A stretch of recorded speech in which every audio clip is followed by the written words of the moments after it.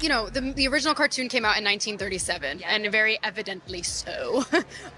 There's a big focus on her love story with a guy who literally stalks her. Yeah. Weird. It's hard.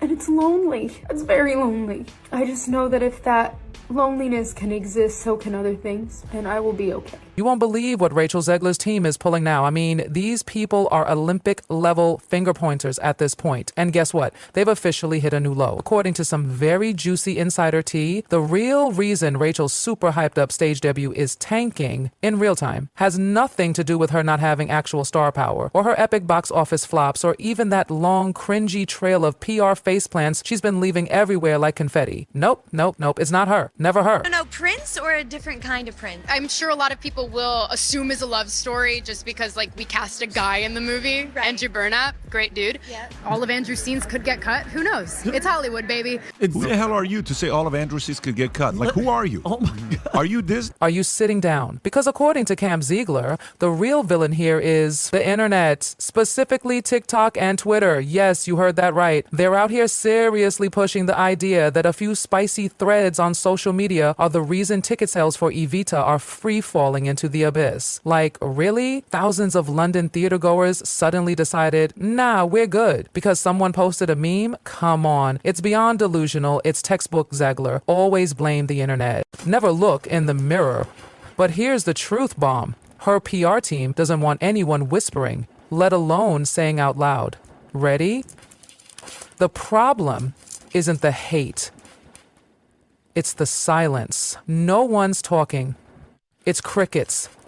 This theater seats over 2,200 people, and the only thing filling it right now is green. Not green as in money, green as in no one is there. Whole sections, whole rows, whole shows, empty. This is weeks before opening night, and the house looks like a ghost town. Now looking like it is seriously on life support. People will wait in line to see. These tickets, they start at £29 sterling, 50 pence. That's barely more than a movie and some popcorn. So no, this isn't a boycott. It's not a hate campaign. This is something worse. It's indifference. A bored yawn from the very people her team thought would be throwing roses the second she hit a high note in heels. Every empty chair is shouting the same thing. We're just not that into you. The myth of Rachel Zegler, marquee star, fan favorite, Golden Globe winner. Yeah, that illusion. It's melting faster than stage makeup under hot lights. And no one is stealing the spotlight from her. It was never hers to begin with. Very talented, capable individual. I'm here for a reason. I can do it. What an idiot I've been as a young person in this industry who has no filter and no idea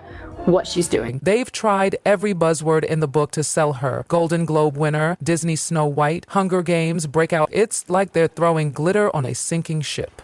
No matter how many fancy titles they slap next to her name, they can't hide the numbers, and yikes, they are brutal. This isn't just a poor turnout, it's a catastrophe.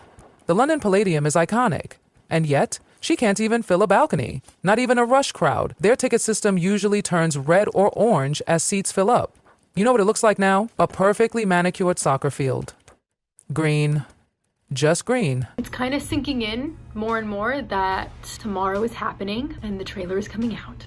If Rachel Zegler is really the star Hollywood says she is, where are her fans? Spoiler, they don't exist. Not in any numbers that count. There's this massive gap between how the industry keeps hyping her up and what actual people think. And the public? They've made their decision. West Side Story flopped. Snow White bombed spectacularly. And now her big pivot to theater, the one that was supposed to give her a clean slate, is crashing before the curtain even rises. Rachel Zegler is a no-name actress.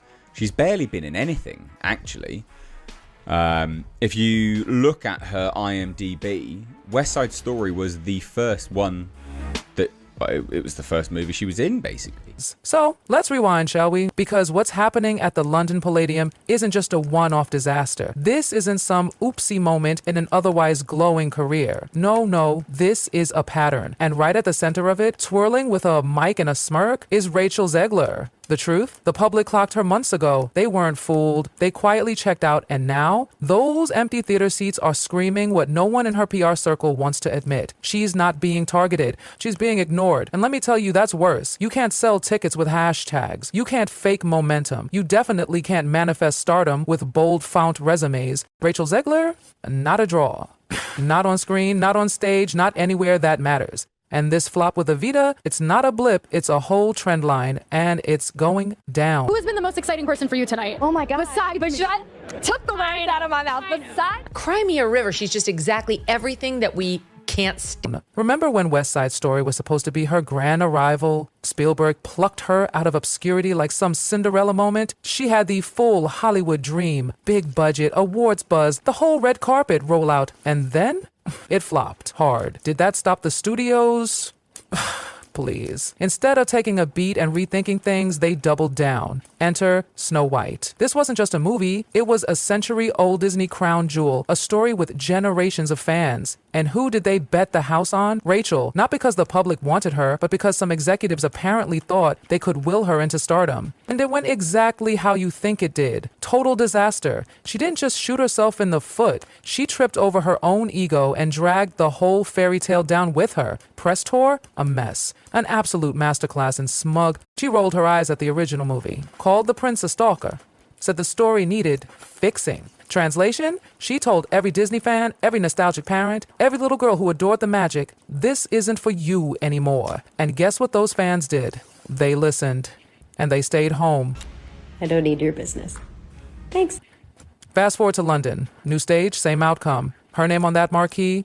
It should have been a draw. Instead, it's a warning sign. Even the theater crowd, usually more forgiving, more open to giving a fresh face a shot, is avoiding her like the plague. And let's be real, these are theater people. They sat through Cats without flinching, and still they're steering clear. There's no CGI spectacle to hide behind this time. No billion-dollar mouse logo. Just Rachel and silence. No charisma. No organic fan base. Just seats collecting dust and industry folks awkwardly looking the other way. Let's not sugarcoat it. This isn't bad luck. This is Rachel Zegler doing what Rachel Zegler always does.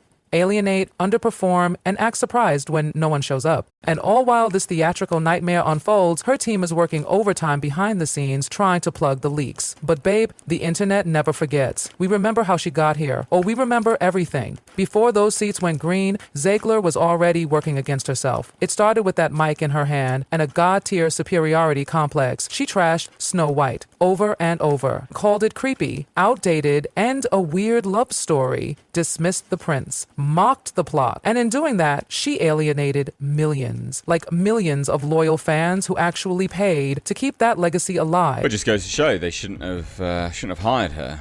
This is not a person that, well, it's just not a person that has any element of draw in whatever she's in. Instead of showing even a flicker of respect to the story that gave her a platform, she stood on that platform and kicked it down with a smug little laugh. Spoiler alert, the audience doesn't forget.